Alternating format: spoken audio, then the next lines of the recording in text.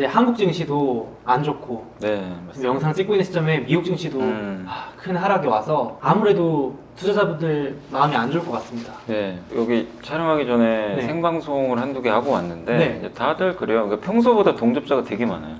불안하니까. 불안하니까. 네, 그러니까 평소보다 굉장히 많은 분들이 들어오셔가지고 어떻게 좀 대응을 해야 되나. 주변에서는 막 주식 팔란 얘기도 많이 들리고. 그쵸. 항상 그렇죠. 그리고 최근에 보면 이제 증시도 뭐 긴축 이슈다, 네. 뭐 중국의 헝다 리스크다, 네, 막 맞아요. 안 좋은 뉴스 계속, 뭐 중국이 전력 공급 중단했다. 그쵸. 그러니까 찾아보면요, 주식 이 뉴스만 듣잖아요. 맞아요.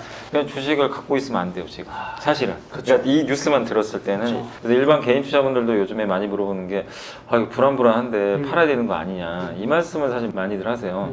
근데 그런 경우가 이분만 있었던 건 아니에요. 늘상 반복돼요. 올해 2월에 기억나세요? 그때 미국도 안 좋았으니까. 그쵸. 똑같이 또 네, 빠졌습니다. 그때 네. 금리가 1.7%까지 튄 적 있잖아요. 맞습니다. 지금 이제 1.5 넘어가서 막 갑자기 급등하니까 미국도 좀 난리가 난 건데, 그때 2월에 이제 사람들 또 그래요. 그랬었나? 다 까먹었어요. 저도 그 2월 달에도 비슷한 얘기를 했어요. 그때 장 너무 안 좋거든요. 막 3,000이 깨지고 2,900까지 찍고 그리고 몇 달 후에 3,400, 300 사상 최고가 갔고 그때 정말 앞으로 좋아질 건 미리 선점하신 분들은 수익을 또 어마어마하게 내셨어요. 그쵸. 예, 그렇게 됐는데 네. 지금 또 이렇게 이런 위기가 오고 또 이러니까 많은 분들이 답답해하시고 팔고 리스크 관리했다가 좀 나중에 사면 안 될까 막 이런 얘기들 하시는데 네.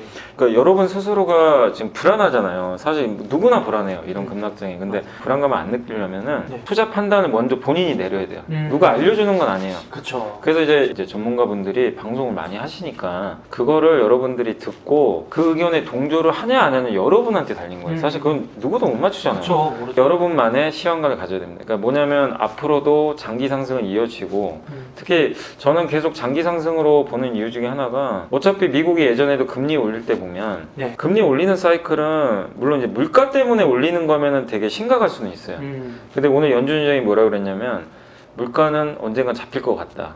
근데 내년에 경제 성장이 좋다 그랬거든요. 그러니까 고용이 회복되면 금리를 올릴 거예요. 고용이 회복 안 되잖아요. 네. 절대로 안 올립니다. 아, 못 올리죠. 네. 예. 그러니까 금리를 올린다는 거는 경제가 좋아지고 있다는 거예요. 예전에 그래서 금리 인상 막상 할 땐 빠질 수도 있지만 과거에도 금리 인상 진짜 하고 나서 증시 빠졌다가 나스닥이 2배 갔잖아요. 맞아요. 금리 인상 사이클에 진짜. 더 오히려 올랐어요. 예. 예. 그러니까 그것처럼 경기가 좋아지고 있는 거죠.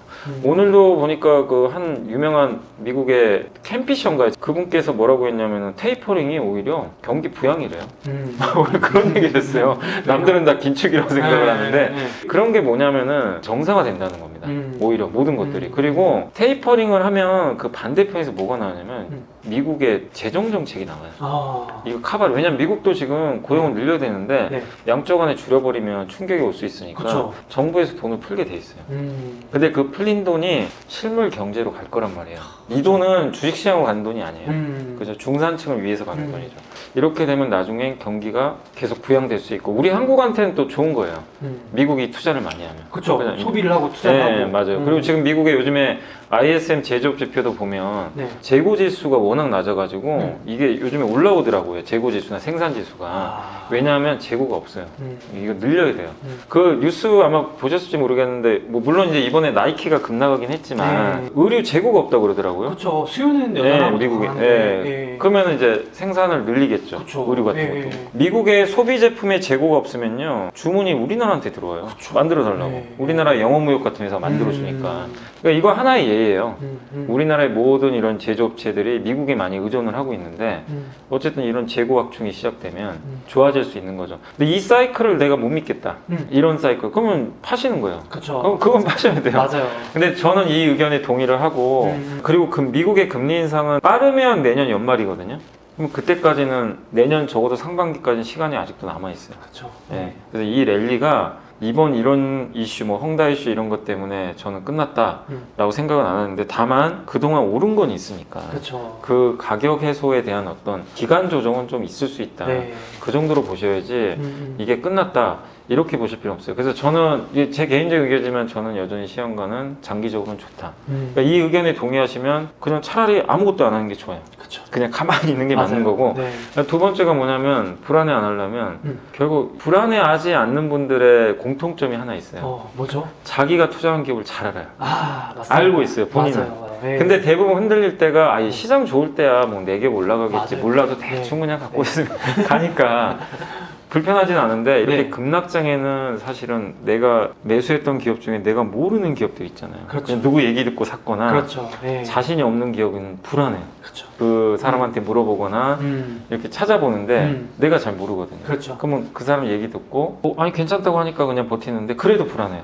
자긴 몰라요. 그 워렌 버핏 말로 물이 빠져봐야 이제 네, 맞아요. 누가 네. 발가벗고 네, 있었는지 맞아요. 안다. 네. 딱 그 시점이잖아요. 그래서 음. 항상 제가 말씀드리는 게 평소에 공부를 해놓고 시간 될 때 내가 가지고 있는 기업들이 맞습니다. 급락장이 왔을 때 어떨지를 항상 상상해 보라 그래요.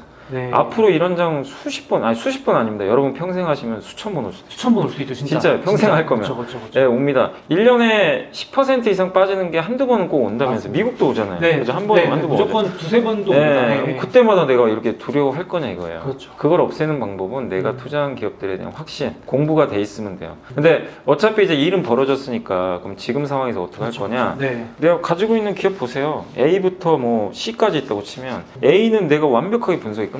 예를 들면. 네. 뭐 예를 들어서 내가 뭐 마이크로소프트나 음. 한국의 뭐 삼성전자 갖고 음. 있다. 근데 내가 아무리 생각해봐도 이 기업들은 내년에 좋을 것 같다. 그렇죠. 그게 확신이 들면 어떻게 하면 되죠? 더 사야죠. 더 사야죠. 더 싸게 주는데 시장 때문에 빠지는 건데. 근데 B는 좀 애매해요. 네. B는 내가 알아요. 알긴 아는데 조금 불안하다. 내년 전망은 좀 나도 잘 모르겠어요. 근데 네. 내가 기업은 잘하는데 음. 주가가 너무 싸요. 음. 저평가돼 있어요. 그럼 팔 이유는 없어요. 그렇죠. 근데 C는 이거죠. 잘 몰라요. 네. 내가 자세히 공부는 안 했어요. 근데 어떻게 운 좋게 수익이 났어요 또.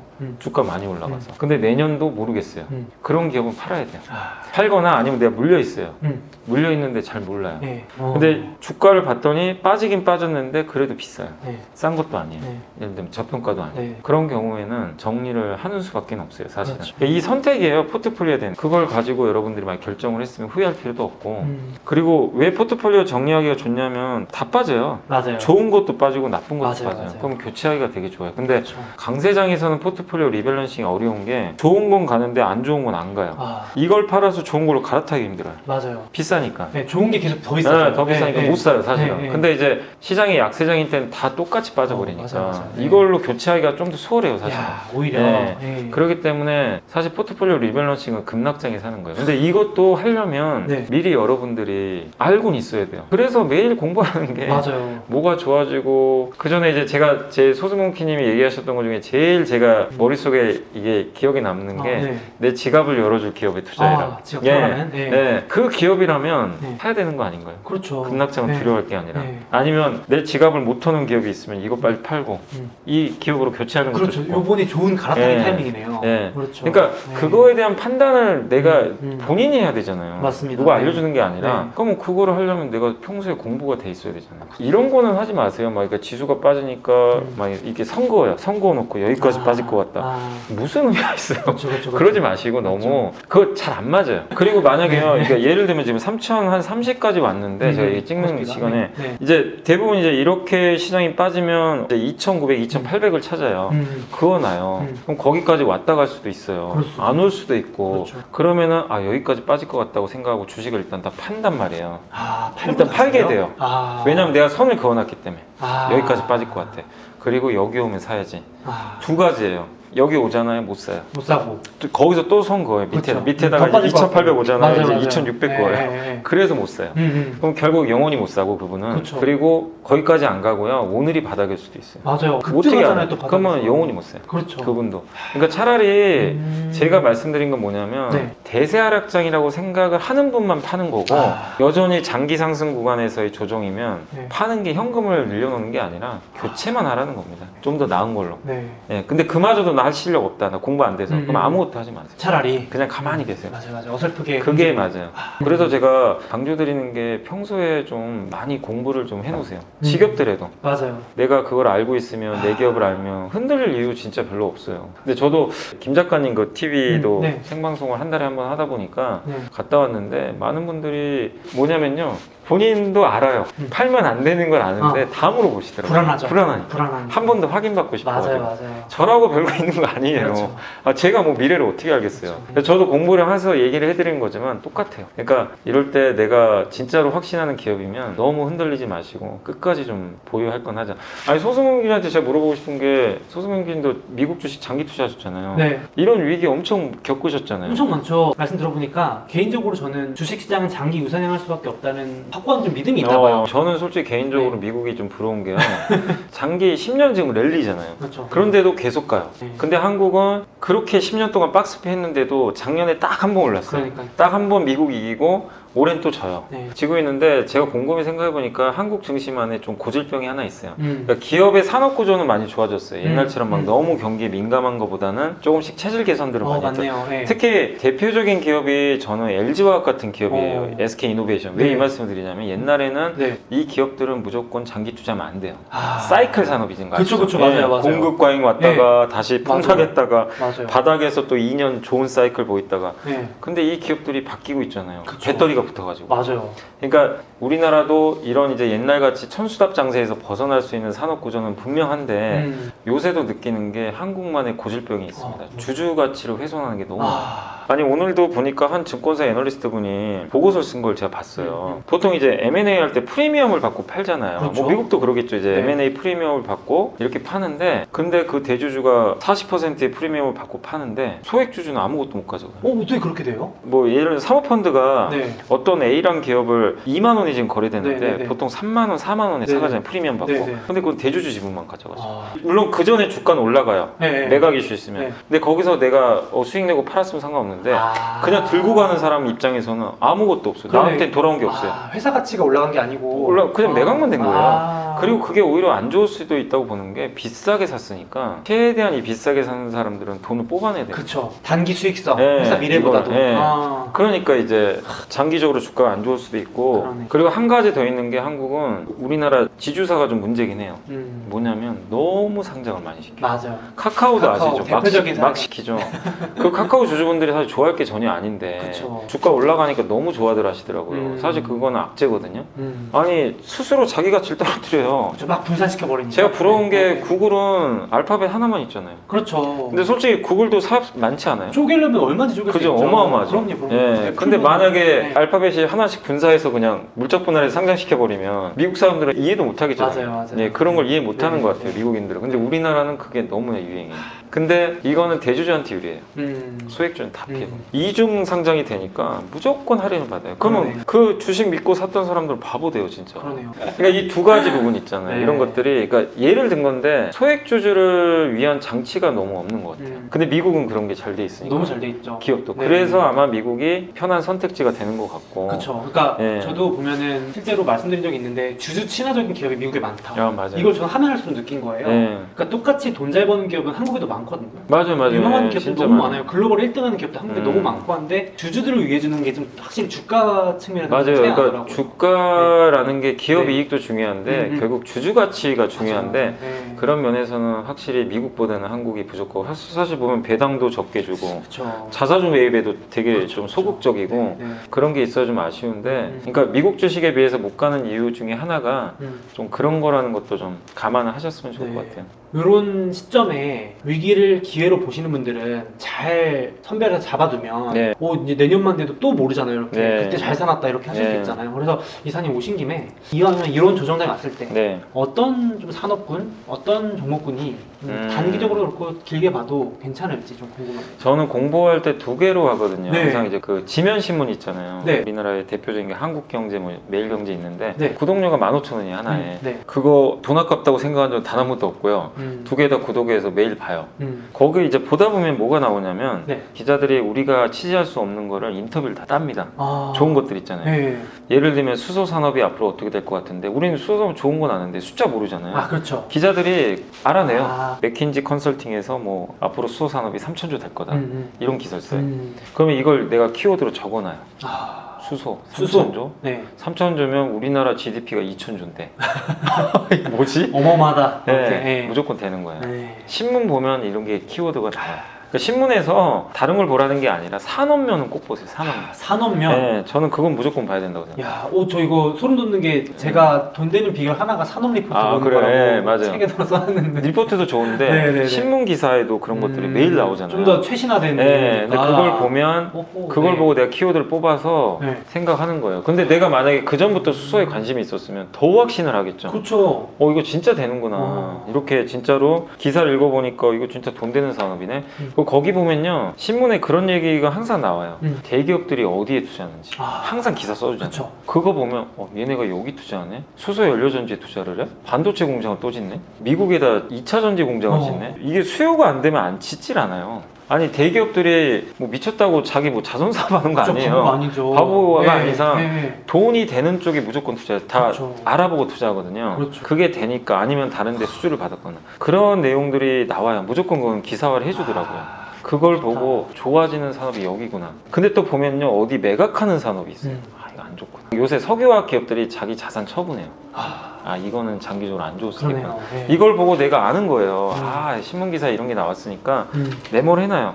근데 그게 오늘 하루 보면 하루 처음 본다고 아는 게 아니라 맞아요. 계속 이게 데이터 쌓는 거예요. 맞아. 그래야 스토리텔링이 되잖아요. 맞아요. 그리고 네. 한 달 후에 또 보면요, 그 내용이 또 나올 수도 있어요. 맞아요. 또 반복돼서 네. 나오더라고요. 그러면 이건 진짜 되는 거예요. 그러니까 뉴스를 여러분들이 인터넷 보는 것보다는 지면 신문이 너무 좋아요. 저도 적극 동의합니다. 그리고 지면 신문이 요새 또 좋은 게 네. 모바일이나 PC로도 그 15,000원 내면은 지문 신문을 그대로 볼 수 있어요. 맞아요. 화면에서. 그 마치 스캔 뜬 네, 것처럼. 맞아요. 네. 그게 훨씬 보기도 좋고, 네. 그래서 또 스크랩 기능도 있어요. 딱 눌러서 스크랩하면은 그냥 바로 저장할 수 있고, 네. 나중에 찾아보기도 좋고. 그거를 여러분들이 혹시 이 방송 보시면 3만 원 아깝다고 생각하지 마시고, 맞아요. 그냥 내 투자비라고 생각하시고, 진짜 1년만 해보세요. 네, 이건 제가 자신 있게 말씀을 드리고 싶고, 두 번째가 이제 보고서. 보고서, 리포트. 저도 동의하는 게 산업 보고서. 산업 보고서. 무조건 산업 보고서. 산업 보고서 중에 긴 리포트 있잖아요. 맞아요. 양 많은 거. 네, 양 많은 거를 무조건 프린트를 하세요. 맞아요. 프린트를 안 하면 가독성이 떨어져요, 사실. 저도 현금 읽으면서 보는데. 저도 맞아요. 네. 그래야만이 이게 눈에 확확 들어와요. 근데 그거를 읽다 보면은 이것도 똑같아요. 몇 페이지를 딱 읽잖아요. 네. 오래 보신 분들은 딱 느낌이 오죠. 이거 된다. 그럼 계속 덮어요. 그렇죠. 근데 읽다 보면은 아닌 게 있어요. 네. 그런 거 그냥 맞아요. 다 보실 필요는 없어요. 맞아요. 그래서 그 중에 치사선택. 그래서 저는 최근에 이제 뉴스나 그런 이제 산업 리포트를 몇 개 본 게 있는데 네. 그런 것들을 이제 보다 보니까 두 가지로 말씀드리고 싶은 게 큰 줄기는 무조건 친환경이에요. 이거는 뭐 대세예요. 어느 걸 봐도 친환경인데 이 친환경 산업에서 변화 선두에 서 있는 기업들을 봐야 될 것 같더라고요. 예를 들면 요새 보고서 나온 것 중에 제일 눈에 떴던 게 뭐냐면은 수소 사업을 하는 회사 중에 건설 회사들이 눈에 띄어요. 뭐냐면은 그 삼성 엔지니어링이나 네, DLNC 같은 기업들이 네. 갑자기 원래 건설사잖아요. 네. 보고서에 뭐라고 나왔냐면 이 두 기업이요, 친환경 사업에 지금 투자를 한대요. 두 가지예요. 수소 사업. 그린 수소를 생산을 하려면 호주 같은 데서가 좋아요. 신재생 에너지가 많이 발전돼 있으면 네네네. 거기서 생산해서 그린 수소를 운송해서 한국에 실어서 나르면 돼요. 네. 근데 이제 그런 걸 못하는 나라들은 배로 받아야 될 거 아니에요. 그쵸. 우리 원유 받는 것처럼. 네네네. 그러려면은 그런 생산부터 이런 시설을 갖춰야 되는데 그런 것들을 건설회사가 안 돼요. 건설회사가 일련의 그런 과정 프로세스. 그런 거, 프로세스 건설회사가 해준대요. 배로 운송하는 건 이제 우리나라의 조선사가 하겠지만 네네. 그런 비즈니스를 이미 지금 하고 있는 회사도 있어요. 건설회사 중에. 그러니까 본업을 잘하는데 변화를 추구하는 방향이 되는 산업이잖아요. 그렇죠. 커질 수밖에 없는 산업. 이게 신문에도 나왔고 보고서에도 나온 거예요. 제가 읽고 안 거예요. 그러니까 기왕에 우리가 건설주를 볼 때도 맨날 우리 건설주 볼 때 대선 수혜주다, 정책 수혜주다, 무조건 된다 이것만 볼 게 아니라 그렇죠. 차라리 거기서 친환경 사업에 이미 투자하고 있는 기업들 플러스 알파 나오는 거. 그렇죠. 신산업에 들어가니까 시장 확대가 되고 예. 추가 실적이 맞아요. 되고. 그게 시장의 핵심 포인트예요. 그거를 좋아해요, 시장이. 스토리가. 근데 이 기업들은 뭐가 좋냐면은 스토리만 있지가 않잖아요. 네. 기존에 숫자가 나오죠. 그렇죠. 이미 실적 받쳐주니까. 숫자 플러스 스토리가 결합되면서. 그러니까 이런 것들도 저도 몰랐어요, 전혀. 보고서 보고 공부한 거예요. 그거를 몇 번 하면요, 여러분 실력 진짜 올라가요. 그러니까 어느 전문가가 이거 좋대더라 이게 아니라 그걸 혹시 그런 걸 알려주면은 직접 본인이 보고서 뽑아서 읽어보고 이거 진짜 되겠다. 근데 그렇게 해서 성공을 하잖아요, 한번. 네. 나중에 앞으로 이게 자기게 돼요. 그렇죠. 그럼 이제 그 프로세스를 반복하면 반복하면 돼요. 네. 또 이게 되는 거예요. 성공하고. 와. 그러니까 제가 방송에 나가서 많은 분들이 그런 얘기를 하세요. 이제 물어보면 다 답변한다고. 다른 게 나오는 게 아니라 저는 그냥 매일 공부하다 보니까 제가 이제 머릿속에 있는 걸 그냥 답변을 해드리는 거지 별게 있는 게 아니에요. 그러니까 여러분도 매일 그렇게 그 산업 보고서랑 그 다음에 그 신문 가지고 키워드 뽑아가지고 공부하시고 그렇게까지 해서 이 시스템을 계속 갖춰 나가시면 이런 급락장애도 무섭지 않아요. 저는 그거 제일 싫어하거든요. 무슨 뭐 이렇게 하면 기법이 있다. 주식에서 이렇게 하면 무조건 번다. 이런 기법 있죠. 저 그런 거 제일 싫어. 저도 예전에 그런 거 많이 해봤어요. 해봤는데 네. 전혀 그 말도 안 되는 일인 것 맞아요. 같고 네. 이 방법밖에는 저는 없는 것 같아서 앞으로도 이런 보고서들이 꾸준히 나올 거예요. 너무 감사한 게 증권사에서 정말 그 돈 주고도 못 살 맞아요. 보고서를 매일매일 공짜로 제공해 주니까 너무 좋죠. 네, 너무 이게 좋더라고요. 사실 네. 그리고 그런 긴 산업 보고서는 네. 애널리스트 분들이 네. 그냥 쉽게 쓰는 게 아니라 엄청나게 공부하고 보통 맞아요. 한 달 이상 써요. 맞습니다. 네. 제가 아는 애널리스트도 이제 저희 회사도 있는데 그 인덱스 자료라고 하거든요. 아, 예. 굉장히 깊게 네, 쓰는 거를 네. 그 자료 쓰느라고 정말 머리털 빠지더라고. 너무 스트레스 받는데 근데 왜 대충 못 쓰냐면은 네. 그거 가지고 세미나를 다녀요. 기관들한테 또 해야 네, 되고. 이제 세미나를 하는데 음. 자기가 쓴 보고서가 제대로 시장에서 인정을 받으려면 그 기업들 주가가 올라가야 되거든요. 그러면 자기도 그냥 대충 쓸 수가 없어요. 맞아요. 철저히 분석을 해요. 그래서 여러분들이 그 보고서를 아예 애널리스트 보고서 못 믿어 이러지 마시고 그런 것들을 여러분들이 읽어보시면서 판단을 하는 능력만 기르세요. 그리고 무조건 최종 판단 여러분이에요. 동의 안 하면 안 하면 돼요. 그렇죠. 하나만 더 말씀드리면 네. 좀 최악인 것도 한번 봐보자. 최악이. 네, 반대로. 왜냐면 뭔가 비정상 때문에 최악인 것 중에 대표적인 게 자동차. 자동차. 요새 자동차가 비관론이 너무 많아요. 그래요? 네, 우리나라 자동차 회사들이 네. 현대차도 올해 초에 거의 30만 원 근처까지 갔었거든요. 네. 오늘 20만 원이 깨져버렸어요. 와. 주가 많이 빠졌죠. 빠진 이유가 단순해요. 자동차 반도체가 없어요. 그래서 생산이 안 되니까 빠져버린 거죠. 근데 그게 3분기에 끝날 줄 알았더니 3분기가 더 심한 거예요. 맞아. 지금 길어진다고. 생각보다. 네. 그러니까 미국도 그랬잖아요. 맞아요, 미국의 맞아요. GM 포드도. 네, 네. 근데 최근에 인도의 한 자동차 회사가 인도의 1등 자동차 회사 중에 스즈키라는 회사가 있나 봐요. 네네네. 그 회사가 갑자기 증산 요청을 했대요. 부품. 부품 회사들한테 야 네. 자동차 부품 빨리 생산 늘려. 우리 증산해야 될 것 같아. 네. 무슨 얘기죠? 반도체 공급이 정상화될 수 있다는 얘기죠. 근데 물론 작은 걸 수도 있어요. 뭐 인도 회사가 뭐 해봐야 얼마나 하겠냐. 그쵸. 네. 근데 그게 하나의 터닝 포인트가 될 수 있다. 최악은 지나가는구나. 여기서 우리가 알 수 있는 거죠. 왜냐하면 자동차 반도체 공장이 말레이시아에 좀 많아요. 셧다운 됐잖아요. 네. 그게 풀린다는 얘기예요. 조금씩. 현대차에도 이게 좋을 수가 있어요. 이런 걸 보면 언젠가는 정상화 되죠. 네. 지금 최악이잖아요. 맞아요. 반영해서 안 좋지만 네. 주식시장은 최악일 때 저는 사는 게 맞다고 보거든요. 더 나쁠 게 있냐 이거예요. 맞아. 더 빠지면 여기서 10% 더 빠질 수 있어요. 과감하게 물려도 저는 된다고 생각해요.